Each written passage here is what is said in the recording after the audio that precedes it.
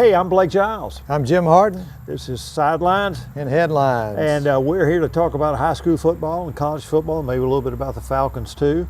But I got to go to one game last week, Jim, as far as high schools. I went to see Prince Avenue. They defeated Johns Creek 48-0. And it was as one-sided as it sounds. I think they're safe to say they're going to be contenders. They're rolling. Yeah. Well, Johns Creek is an interesting situation in that it's a Fulton County school with a 60% of its population is probably internationally based. They're descendants from Asians or Indians who moved into the neighborhood who have absolutely no interest in high school football. So they have to draw their student body from the other 40%, and a good many of them are interested in golf and tennis and soccer and lacrosse.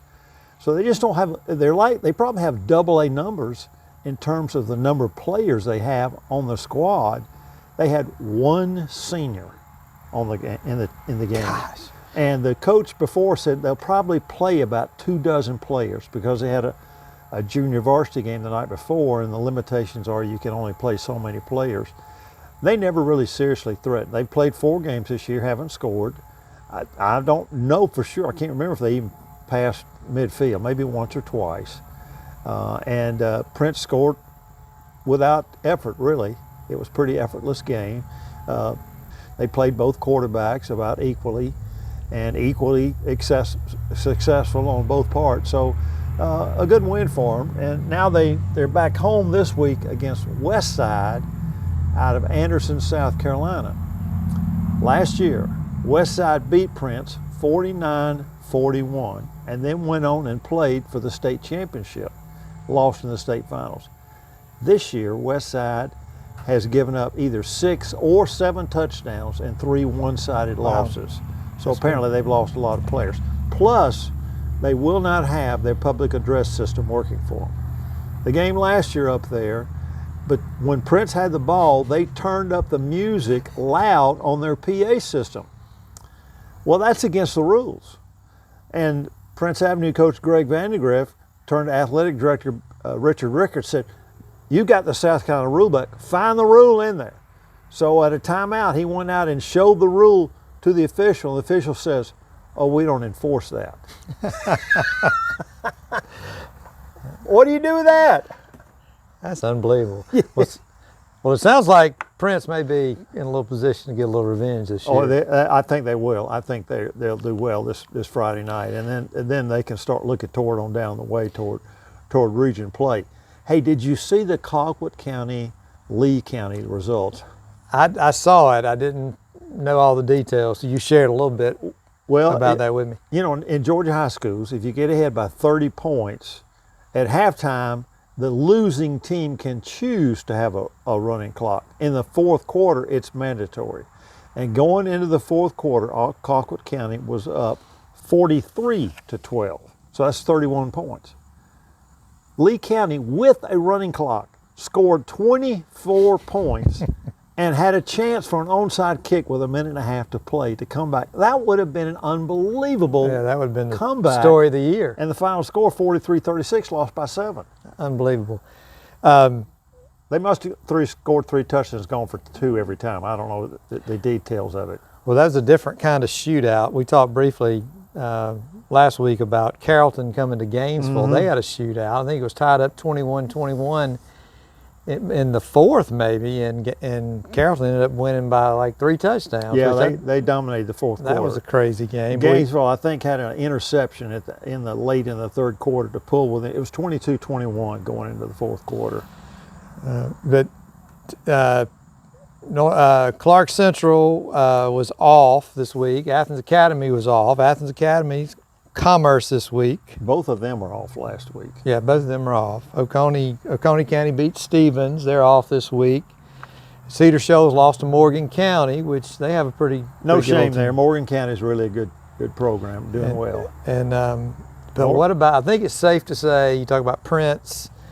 I think it's safe to say that North Oconee's a contender. Oh yeah, they're the real deal, and they didn't lose a lot of players, and they've got, of course, Harrison Faulkner, their quarterback, who's committed to go to Georgia Southern, had another outstanding game, and they shut out Jefferson. Second year in a row, and that's the first time that's happened to Jefferson in decades, that a team has shut them out 2 years in a row. Now, unfortunately for Jefferson, their ground game was their game. And Max Brown, younger brother of Sammy Brown, I'm told had an MCL injury on the first play of the game. And so that pretty well that's took tough. away their chances right there. And what they'll do coming forward, I don't know. Clark Central they're home. They play Jackson County. They've played them 9 times, and Clark Central has won all 9 times. I think this is going to be the year that Jackson County gets them. Because Jackson County comes They're pretty good, yeah. Yeah, they come in 3-1, That's and they right. almost beat Jefferson earlier this year. So when Jefferson was at its peak. So this could be the year that they do it. Well, we hope all the Athens area teams do well, but I think as the season goes on, Prince, Athens Academy, North Oconee, those are the teams when it gets down to playoff time we're probably still going to be talking about. Now, one other game to mention was Walnut Grove beating Monroe area last week, 21-14. Now, that was not the first time they'd ever beaten Monroe area, but it's the first time they've ever beaten Monroe area and Loganville in the same year to win the mythical Walton County Championship. And it was the first time ever they had beaten a ranked team. Wow. So Walnut Grove now is 4-0, and they host Cedar Shoals, who was 0-4. Now Cedar Shoals did score some points last week. They got some offense going, but still looking for that first victory. So they're just still trying to get over the hump over there, and I'm really hoping Coach Rusty Sharpia can just find a way to, because it's better when Cedar Shoals is good. It just is better. And I think they're better. I just don't think they've gotten the, they could have beaten Clark Central, Yeah. But So anyway, that's it. This week I'll be at that West Side game. You got plans to go to a game?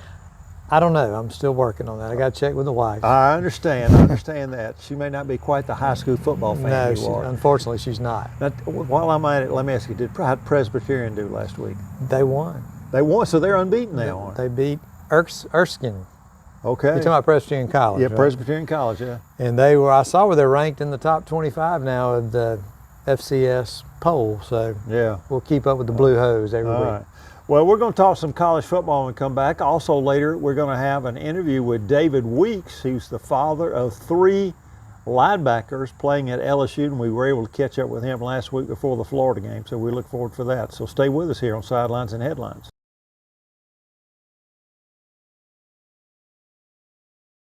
All right. Hey, Blake Giles. Jim Hardin. Sidelines and Headlines back with you to talk about some college football. And Jim, I guess as good a place to start as any is Georgia's 44-41 win over Tennessee. That was an instant classic. That was, even if you didn't care who won, it was an entertaining game to watch. It was fun. Good friend of mine, Tal Talmadge, was at the game, and he's friends with people who get tickets down low in the Tennessee area. So he and his wife, Jill, always sit up there in the Tennessee area. And at the end of the game, when Tennessee's ahead and driving down for what looks like that game-winning field goal, Tal said those folks were going to rush the field. They were fixing to cost the school $500,000. And a security guard, noticing they were red and black, said, listen, you guys either should leave now, or if the field gets rushed, you should go down with them and head up that tunnel and get out of the way. Well, of course, we know what happened. And Tal said after the game, those people were mean and nasty. They were upset. Well, a lot of people have said it. I think I've heard Coach Jim Donnan say it a few times. Things are never as good as they seem, never as bad as they seem. The guy makes the field goal, the conversation is a little different. It is. And, I mean, Tennessee and even Kirby said it. They had the game won. Yeah. But Georgia, you got to be, if you're a Georgia fan, you got to be happy. Just the fact they figured out a way to win. Mm-hmm. You got to be happy with the offense.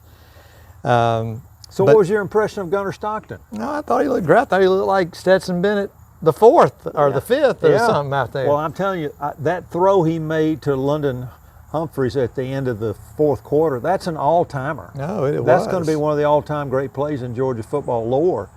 And I thought he did well. He ran when he needed to. They managed to move the ball.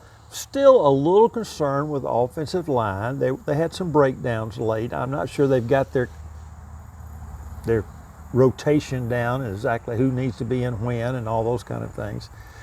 What was your impression of Joey Aguilar, the Tennessee quarterback? I thought they looked good. I'd be concerned if I was a Georgia fan. You know, Bama, watching that tape. You know, did they see some vulnerabilities in the defense? I mean, I think Georgia they'll use that to their advantage. They'll look better against Alabama. I think you wonder about Georgia's defense. You wonder how good Tennessee's defense really was. I mean, Georgia's offense looked great, but, you know, Tennessee had some guys in the secondary that were, you know, didn't play, were banged up.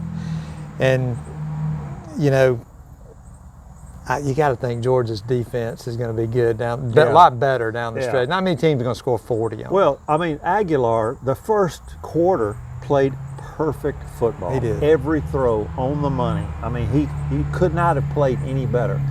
Now, he took a couple of hits, and then after that, he was a little bit not quite as accurate. Also, his long balls, he seemed to throw it up for grabs in a way, a really high ball, and I'm not sure that's going to carry it forward. He needs to put maybe not as much air under the ball going forward. One of those touchdowns, that was purely a receiver making a good play. It wasn't a great throw. Well, I like what Kirby said. We didn't get beat, but we didn't make the play. You know, there were 2 times there that the defensive back was more or less in position, but mistimed his jump or didn't get the hand on the ball, that kind of thing. But, you know, they got a week off and get ready for Alabama, who, tell you what, Simpson, what's his name, the quarterback? Simpson. He's looking impressive. Well, you know, I know a lot of people kind of writing Bama off after that loss to Florida State. I think it'll be a good game, and we'll have a chance to hopefully talk about that next week. But what about Tech? Oh, man, I love the way they ran the field goal unit on out there and got that kickoff there at the very end of the game. So just poised. They were prepared. Yeah. Impressive. And Haynes King again, you know, didn't play the week before, but came back, and now Brent Key is touting him for the Heisman Trophy. Let's put him in the running for the Heisman Trophy. That may be, who knows, quote, premature, I don't know, but he certainly played well. He's a good player. He really is, and you wonder if Clemson can find their way to they'll probably find their way to the ACC title game and win and be in the playoff like they were last year. And I don't even think they're very good. But it's a case of expectations in a sense with Clemson. They came in the season ranked number 4, and they had a quarterback who was highly regarded, and they have just not lived up to it at all this year. I mean, they struggled. They lost to LSU, trailed Troy 16-0, and struggled, obviously lost against Tech. And Dabo's trying to circle the wagons and not throw up the white flag, but say we've still got what it takes to win. But they've got a narrow margin of error now. Well, they're just like Notre Dame. You know, Notre Dame lost, and you wonder, can they? I don't know that Notre Dame has a path back. They don't, because at least Clemson, if they win their conference, I guess they get an automatic bid. Notre Dame's kind of they don't have an easy schedule. Yeah, they don't have any good wins left, unless Southern Cal is doing really well when they play them, and then they still got to beat them. But that game could have been a lot more one-sided. The Texas A&M quarterback missed a couple of balls, and you know they could have won that game earlier than they did. It was a dramatic win. It's always great to win up there. Georgia fans can talk about that, getting a 1-point win back in 2017. So, we talked briefly the last few weeks about my Auburn Tigers. They looked a little lukewarm. South Alabama, right? South Alabama, who has some athletes, but you know, it's kind of like Georgia versus Austin Peay. But don't want to dwell on it too much. I've been saying it, you know, for a month. You know, if they got Oklahoma there, the next game they've got A&M out there. I just realized this week A&M's off this week. So you got 2 monster games. They would need really bad to win one of those. So they win one of those, they got an off week, then Georgia, and you know, maybe they would have a chance against Georgia at home, but the next 3 games are Well, challenging. how is it going to be with Jackson Arnold, the Auburn quarterback? The game's in Oklahoma, right? Oklahoma. I mean, he's played 6 or 7 games out there already as the Oklahoma quarterback. He'll be familiar with the ground and the turf and all, but wearing a different colored jersey, that's just modern football. That's where we're at these days. Yeah, they've tried to downplay it, and I think he left there. It seemed like there were a lot of ill will against him or anything. So they'll kick it off and start playing, and it'll just be another game. I'm sure. There you go. There you go. Well, speaking of quarterbacks, what are we to make of Arch Manning at Texas? I don't know. I heard Chuck Oliver talking on the radio earlier, and just trying to break it down. I don't get it. You think against what would seem to be not a strong opponent, he would just throw for 400 yards, and all of a sudden he's back in a conversation of being a great quarterback everybody thinks he is. But I think I read he had 10 straight incomplete passes in that game. Just yeah, and it's always a fool's game to try to read high school quarterbacks and read into the future necessarily. Sometimes you've got some guys that can't miss and they don't miss, but sometimes they just don't work out. And maybe he's that guy. I don't know.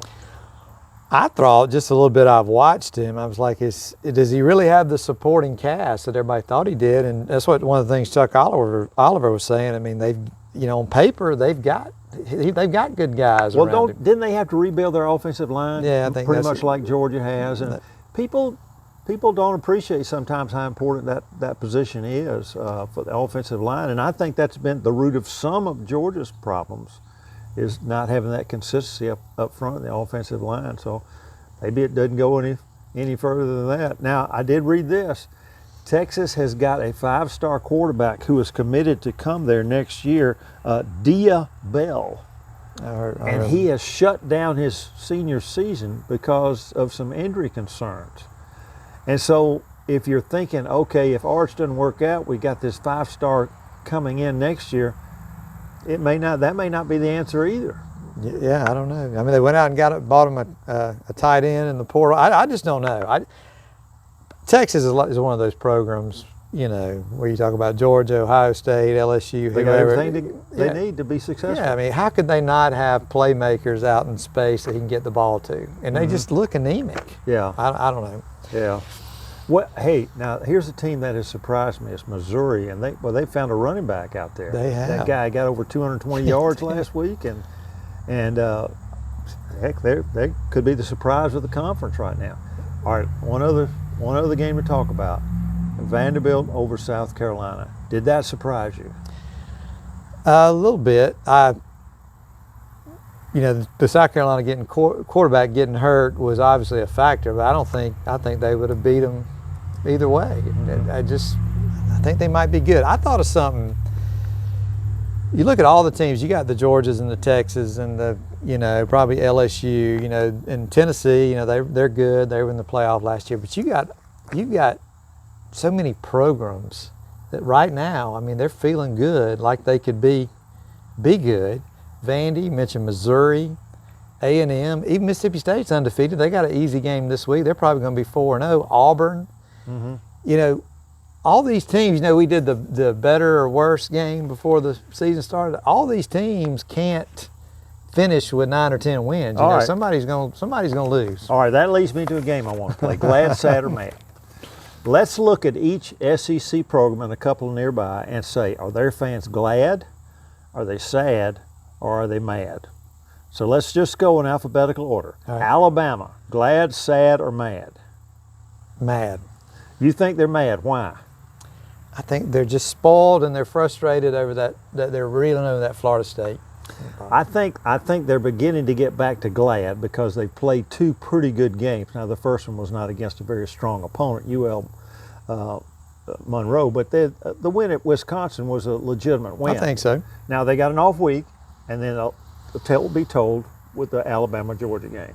All right, how about Arkansas? Glad, sad, or mad? If I was a Razorback, I'd kind of be sad. I wouldn't be optimistic. They got beat. They had a chance to win against Ole Miss. I think I would be sad too.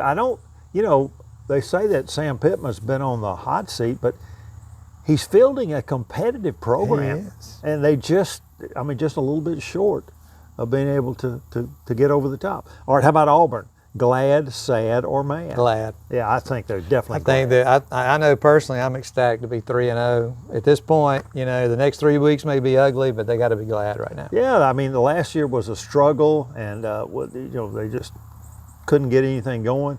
And I think they feel like, well, we've got a quarterback, and you know, we got some good receivers, and this is it. So I think they're glad too. All right, Florida, glad, sad, or mad? Mad. Yeah, they're mad. Well, it goes back to what you and I have talked about before. They're a program, I mean, their fans, rightly so, they should expect a more competitive team than they've been. I think that they're getting to the point where they're just frustrated and angry. And, you know, when your quarterback, who's a 5-star, DJ Lagway, comes into the season expected to be one of the top quarterbacks, really, and throws 5 interceptions. Crazy. What do you do with that? I don't know. It just doesn't look right. All right, how about Kentucky? Glad, sad, or mad? Sad. What do you think? I think they're sad. It's just they're kind of in quicksand up there. They're always swimming upstream. That's a good way to put it. And it's a tough league. They never have been able to get over the top. And when you look at what's happening down in Nashville, you look, well, it's possible, and they just haven't been able to do it. So I think they're feeling pretty sad right now. All right, how about, we skipped over Georgia. Glad, sad, or mad? Glad. I think they're glad. I mean, that was a big win. If I was a Georgia fan, if they lost the next 3, I'd still be glad. This is as good as it gets for them. I think you look at their program historically, they got to be, but they got to be glad to, you know, not knocking them at all. They did a great job getting the win, even though they might have kind of lucked into it, if you want to say that, with Tennessee messing up at the end. Did you feel bad for the kicker? I don't know. I was happy he kind of came back and, you know, made the kick in overtime. But the offensive lineman that got the 5-yard procedure penalty, that wasn't good either. I think it was just I think that kid in that scenario, he'll recover. He'll have a chance to make a big one or two as the year goes on. You know, and I always feel bad about kickers who get put in that situation. And, you know, that's somebody's son, you know, somebody's brother or whatever, and he had a bad day. But speaking of that, did you watch the Texas A&M Notre Dame game? A little bit of it. Well, at the end of the game, of course, the Notre Dame holder, who used to be their quarterback, dropped the snap, and that turned out to be the difference in the game. They must have shown him on TV 20 times. I'm thinking, what's up with that? Why do they keep zeroing in on that guy? That's the Notre Dame channel too. Yeah, that's doing that. I thought that was uncalled for. That was that bad form by the producer there. Well, you said a good something important. You know, if you've been a parent that had a child that plays sports, you have a different view, you know, on that. Yeah. Well, we'll talk to David Weeks, and he'll talk about that, being a parent. All right. How about LSU? Glad, sad, or mad? Glad.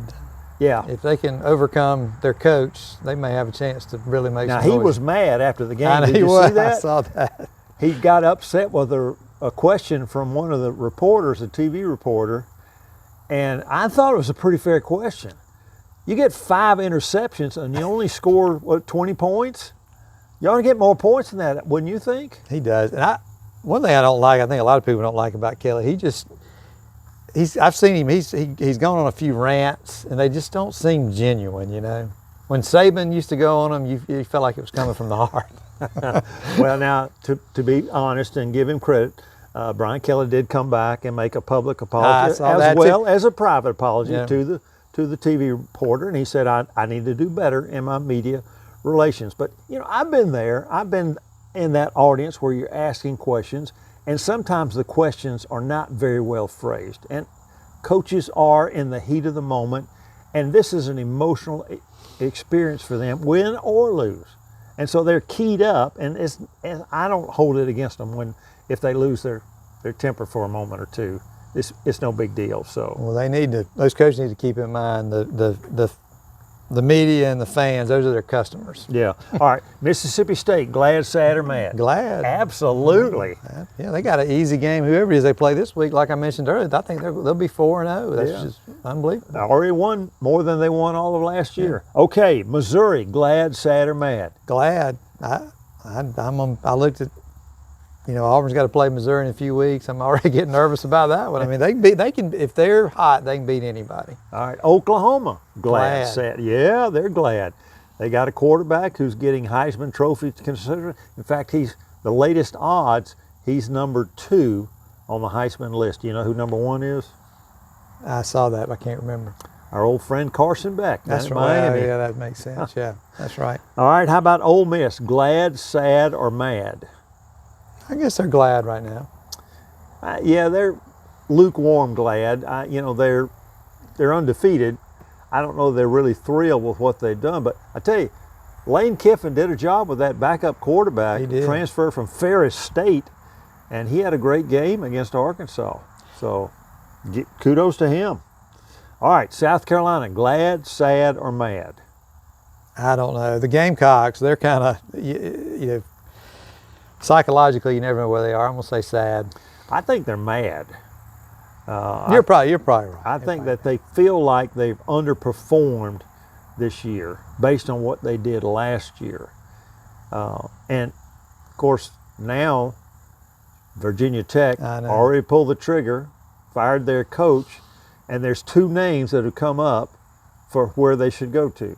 One of them's Beamer. You know who the other one is? Mike Vick. Mike Vick over at Norfolk State.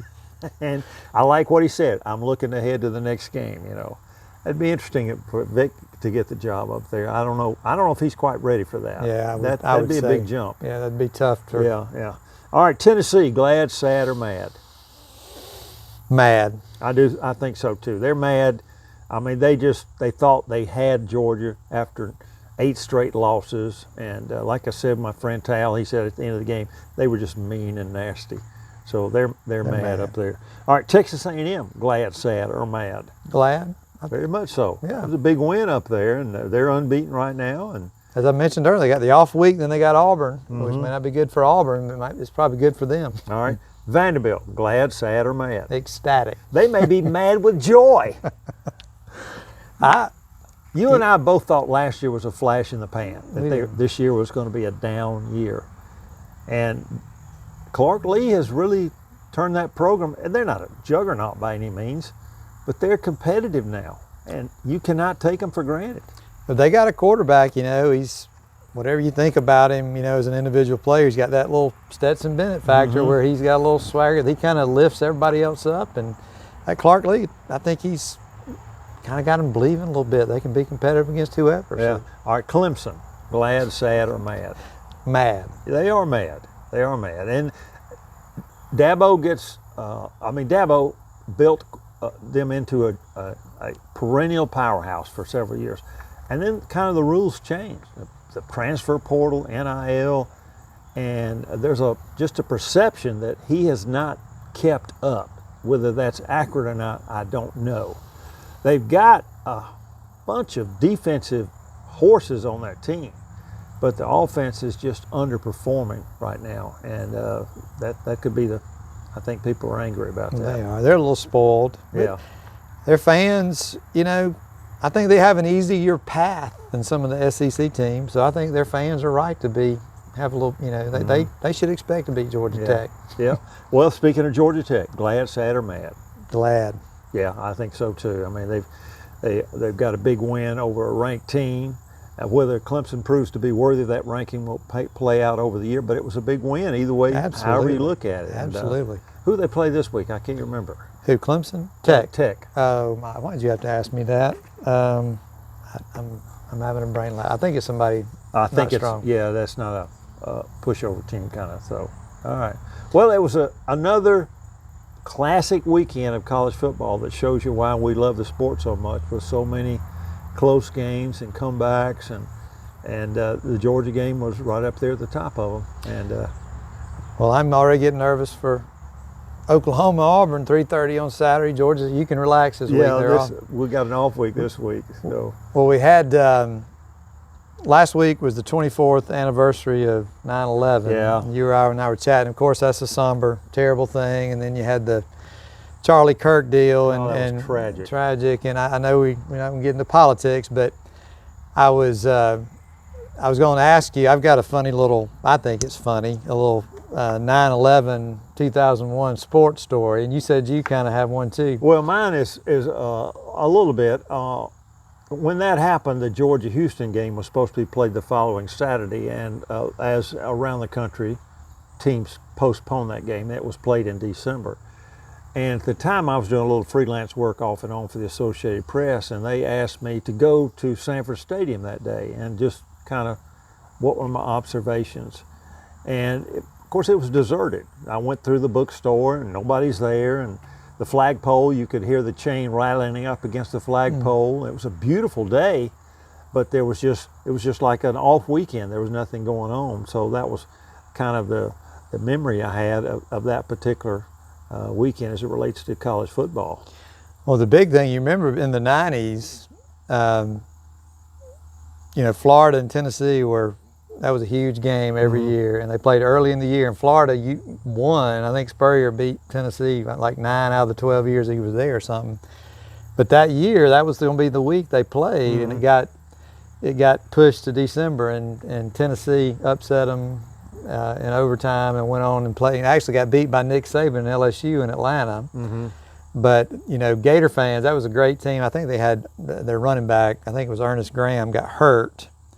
But a lot of Gator fans thought, had we played early in the year and beat them, we might have been another national championship. But my story, my 28, about to be 29-year-old son, who's a huge fan, that Georgia-Houston game that got delayed to early December, he was 5 years old. Myself, a friend of mine named Doug Fincher, he and his family own Fincher's Barbecue in Macon. We took our sons, both 5 years old, to that Georgia-Houston game. Beautiful day. I think it was December 1st. It was beautiful weather. Perfect game to take a child to the first game. And my son, I bought him one of those big foam #1 fingers, and we headed back to the car. We got back to the car, and he didn't have he lost his foam finger. And he told me this story that a man stole it from him, which I don't think's true. But anyway, we've laughed about that for 24 years, and whenever Georgia plays Houston in any sport, we call it the foam finger rivalry. That's great. The old foam finger rivalry. Well, maybe it was like that woman up there in Philadelphia, the Philadelphia Phillies game, who stole the baseball. That's right. Somebody stole his foam fingers. So. Oh, man. Well, it's great to hear you have a memory about your son. We had a chance to catch up with David Weeks last week before the Florida trip to LSU, and we'll come back with that interview in just a minute. So this is Blake Giles. Jim Hardin. Like us, watch us, share us. Thank you for watching.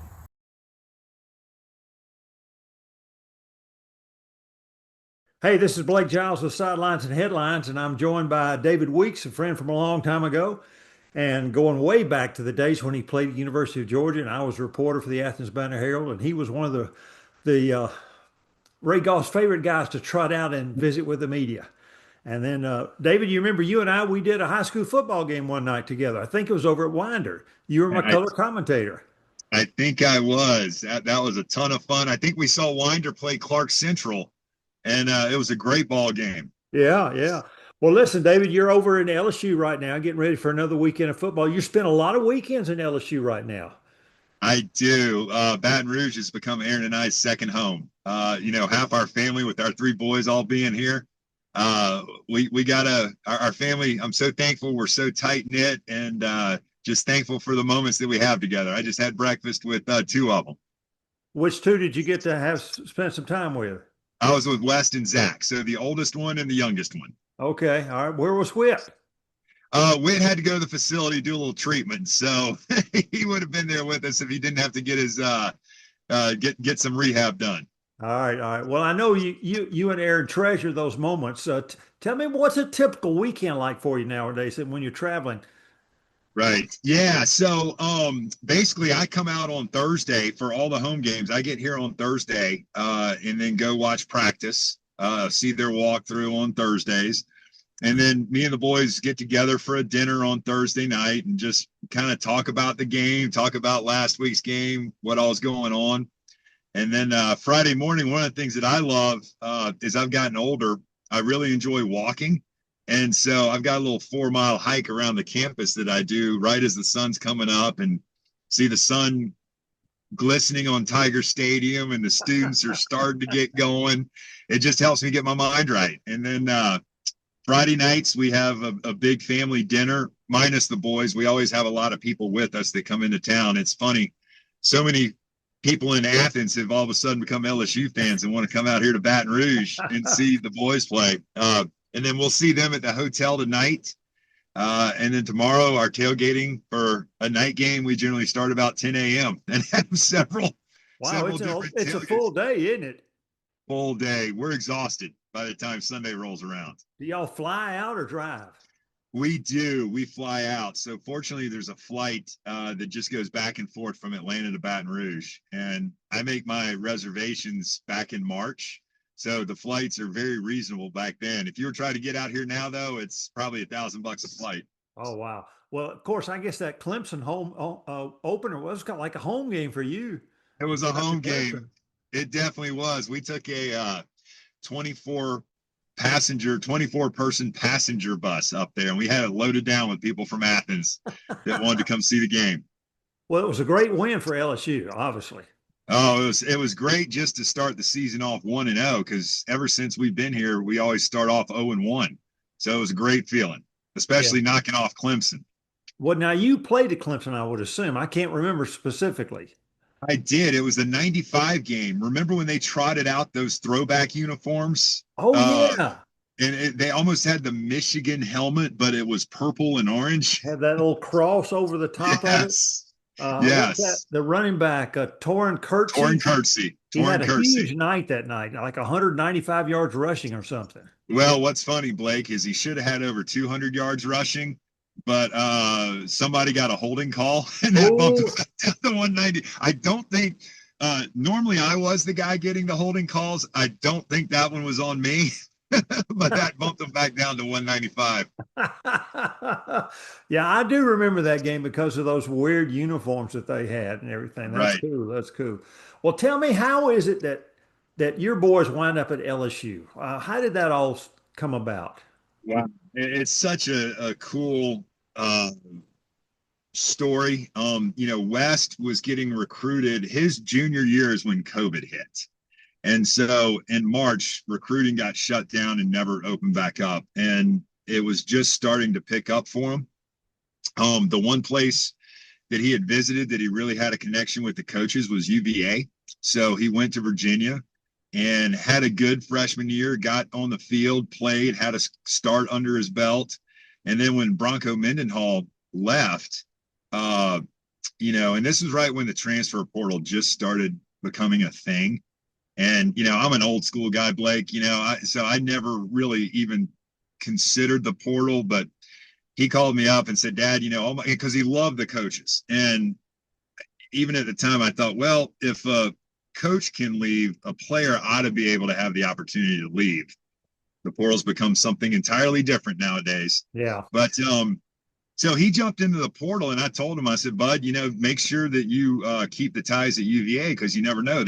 Nobody might call you. I mean, you never know. And I'll never forget, it was on a Monday at 1 p.m. when he submitted his paperwork. And literally within a minute, he had people from all over the country calling him. Wow. USC, Lincoln Riley, Brian Campbell, or Brian Polian, who was Coach Kelly's right-hand man when he came to LSU, called. So we basically took a year and a half of recruiting and had to condense it down to 10 days. Wow. And, we went to USC, the Southern California, LSU, and South Carolina. And I truly thought he was probably going to want to go to South Carolina. But when he came out here and saw it and met the people, he just fell in love with it. And I knew riding home, we were still going out to South Carolina.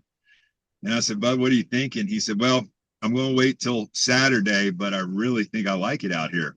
And so Saturday morning we wake up, and the first thing he tells me is, go Tigers. So And we had, what else was funny, Blake, is that, so we went out to Los Angeles on a Wednesday, flew back home, and then Aaron and Wes drove up to Virginia to get all his stuff on a Sunday, and they're coming back, and we were going to fly out to LSU on a Tuesday, fly back home on a Thursday, and go to South Carolina. Well, Wes told me, he said, Dad, I don't think I want to go to LSU. I'm tired. I think it's just going to come down between the two USCs. I'm exhausted. I don't think I want to go. And I said, well, Bud, this is your decision. You do what you want to do. Coach Polian calls me 5 minutes later, and he goes, David, I just got off the phone with Wes, and he told me he's not coming. And I said, yeah, Coach, he's just tired, and, he just wants to go look at those two schools. Polian was really great about it. He said, I understand that. He goes, but do you mind if I try to convince them to come here? Because we really want them here at LSU. We're trying to rebuild the culture. We need players like him of character that are good players. And I said, Coach, stay after. He goes, now you're going to be fine if I try to convince him to come here. I said, Coach, exactly. I'm just his dad. I'm not going to tell him where to go. I've already had my time in the sun.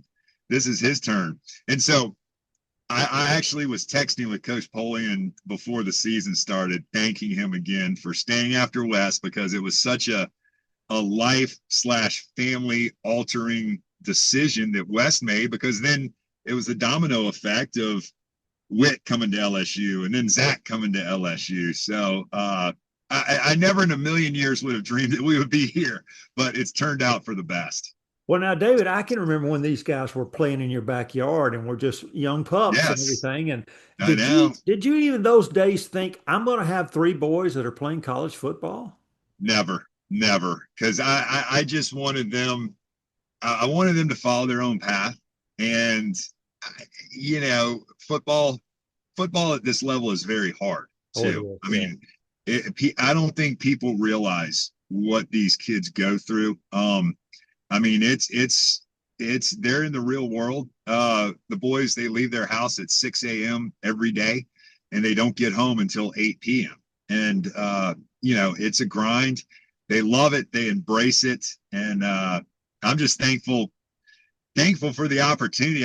Golly, we have to pinch ourselves, because having all three of them at the same place, playing the same position, and the coaching staff here is amazing.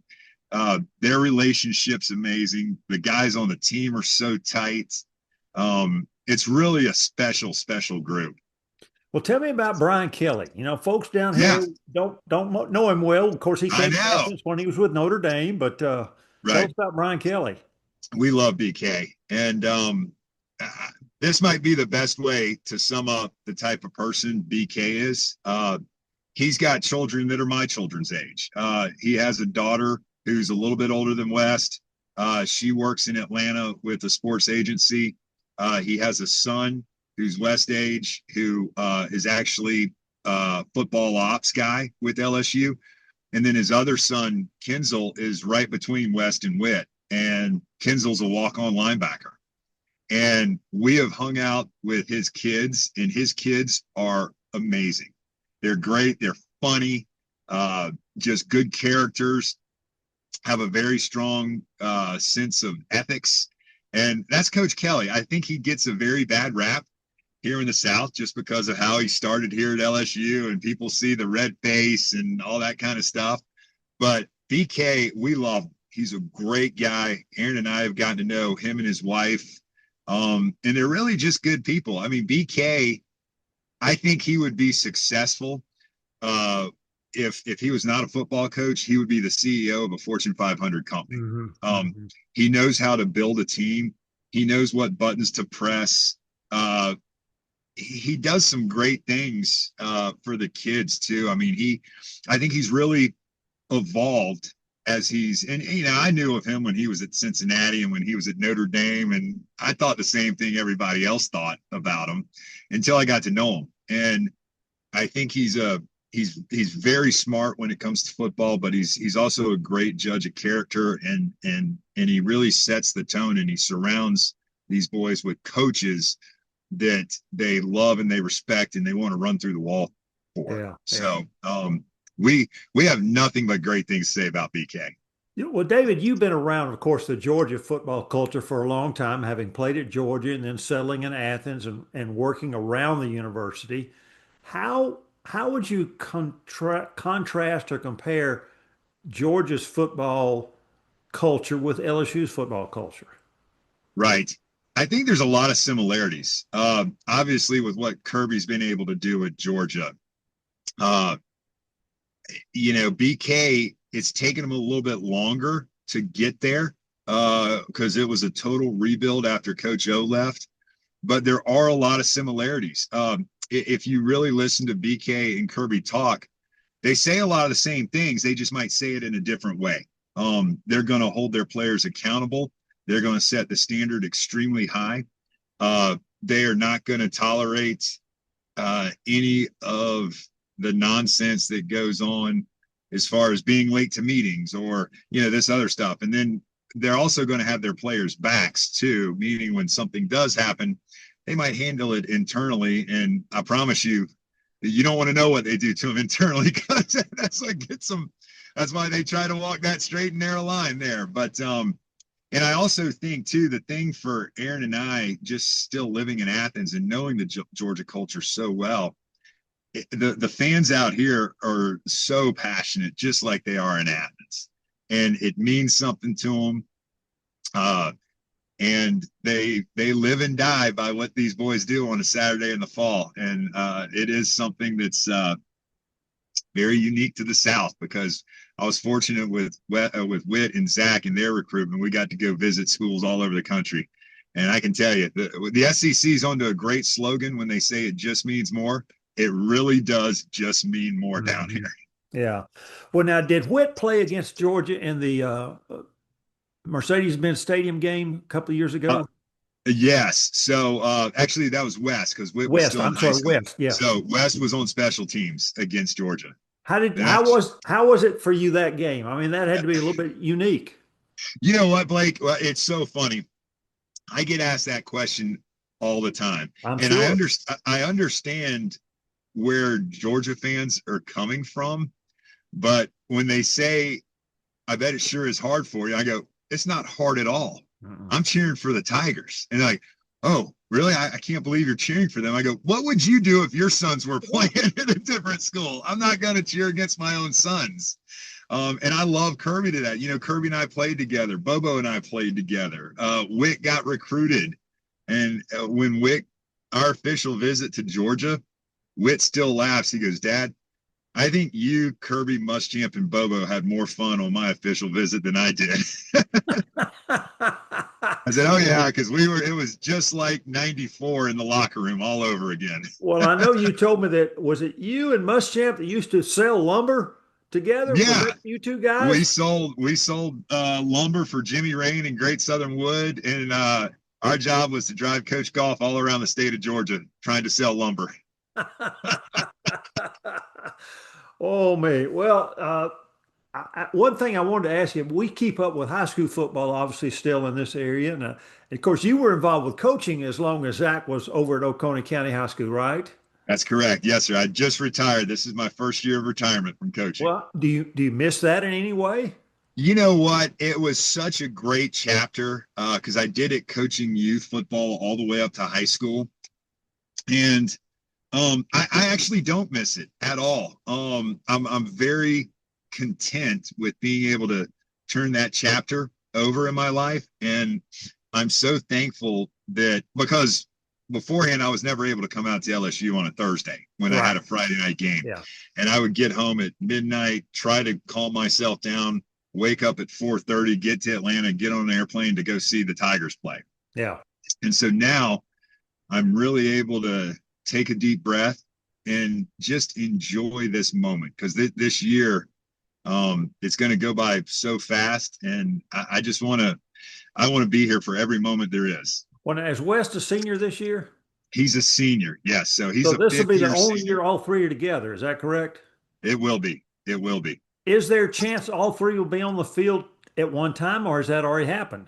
No, it has not happened yet. But Zach made the travel squad. Oh, that's great. And so he's running second string linebacker right now. And they haven't had a chance yet. But hopefully this year, Blake Baker, the DC, the defensive coordinator here, I know that he really wants to get them all out there together. That would be a cool moment. I guarantee you got to have your camera up for that one, ready to record that. Yeah, I told West, I said, when that happens, you better tell the sideline photographer, he better be snapping pictures. That's great. That's great. Well, David, you are an Old Marist boy and Right. played for Alan Chadwick, who's still at it. Can you believe Still that? there. It was unbelievable. Blake, I got invited to go back to practice this year, their last camp practice. And now that I'm not coaching high school football, I'm trying to take advantage of all these opportunities of things that I haven't been able to go to just due to my commitments to coaching high school football. And I went back to Marist, and they had a practice. This was right before they played Jefferson. And Coach Chadwick is still the same Coach Chadwick that he was in '89 when I was playing with him. I mean, he doesn't miss a beat. What a great guy, too.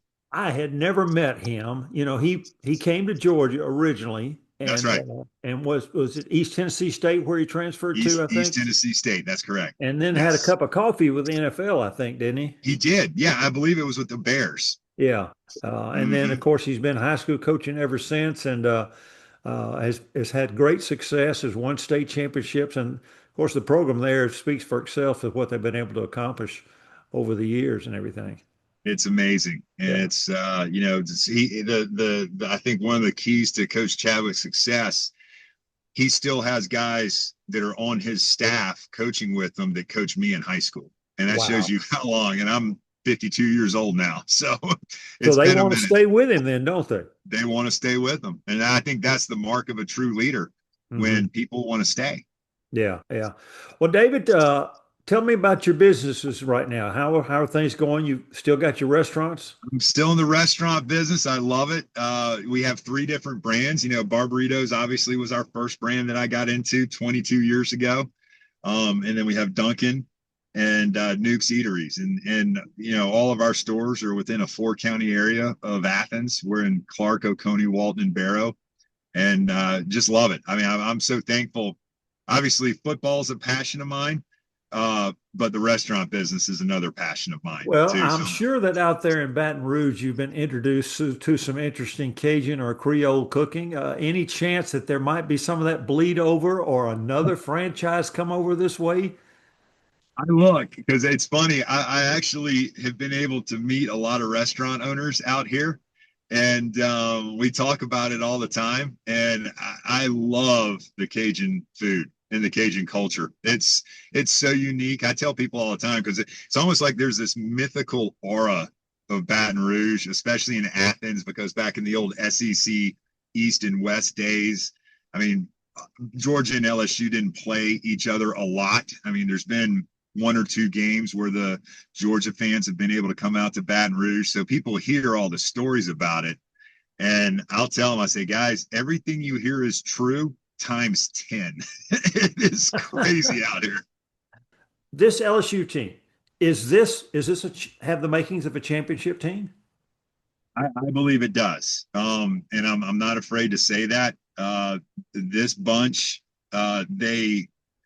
it's thrown around a lot today of teams loving each other and caring about each other. In our experience in college football, that's not the case the majority of the times, especially in today's transfer portal era.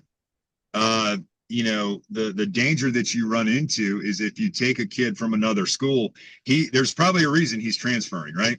Either he could be disgruntled, he might not be a good player, whatever. And a lot of times you might get somebody else's problems. I know this year, my boys took a very active role in recruiting. And so BK kind of told them, all right, guys, I want y'all to go get our kind of guys. And they got our kind of guys. And this team is so close with each other. And they have such buy-in with the coaches. And I mean, it's still early on and a lot can happen, but with the way the 12-team playoff is now, I think LSU has as good a shot as anybody just because they have the pieces, but they truly care about each other. And I think when you watch them play on Saturdays, it hopefully comes through on the TV of how much these boys care for each other. Yeah. Well, now, any chance West will play beyond this level?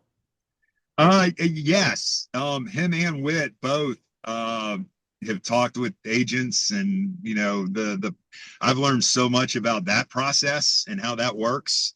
And if we can keep them both healthy, I think they're both. They say that Witt, the middle boy, could potentially be a first rounder next year, and West could be a day 3 guy. So again, that's in the future. We'll worry about that when it comes. And I'm so proud of them, because even when they were playing high school ball, I always told them, I said, guys, you don't need to go to all these camps. You don't need to do all this stuff. All that matters is what you do on Friday nights. Because if you play ball on Friday nights, you're going to get noticed. And they're taking that same mentality now. I mean, they're off of social media. They don't engage. It's all about Saturdays. And that's all their focus is. And so hopefully, the good Lord will and health, they're going to have the opportunity. But we got to go take care of the Florida Gators tomorrow. First and foremost. I got a question for you now, David. Thinking about guys getting paid, who buys dinner when you're out there? These guys are getting some money now. They can treat dad to dinner, can't they? You know what? They can, and I keep waiting for that to happen, for them to pick the bill up. They haven't, and that conversation's coming now down the road here. I keep hoping that they eventually pick up what Dad's trying to teach them. I will say that Witt did one day when Aaron and I got here. We went to this one of our favorite sandwich places here, and got sandwiches. And Witt called our order in for us, and I asked him. I said, "All right, bud, how much do I owe you for it?" He goes, "Don't worry, Dad, I got this one for you." But the bill was $30. So he took care of me on that bill. All right, small steps. That's baby steps. That's right. Hey, David, we hope you have a great weekend this weekend against Florida, and a great season going forward. And give our best to all 3 of your boys, and Aaron as well. And you got a daughter out there too, I guess, right? She travels with you? She does. Yeah, she's a 7th grader. Kate's our 7th grader, and she's the toughest one of the bunch, and probably the most athletic of the bunch. She's at Oconee County Middle School right now. So she and Aaron, I just saw they went to Zaxby's and are going to the airport. So I'll go pick them up here at 4. All right, good deal. David, thanks a lot, and best wishes for you for the rest of the year.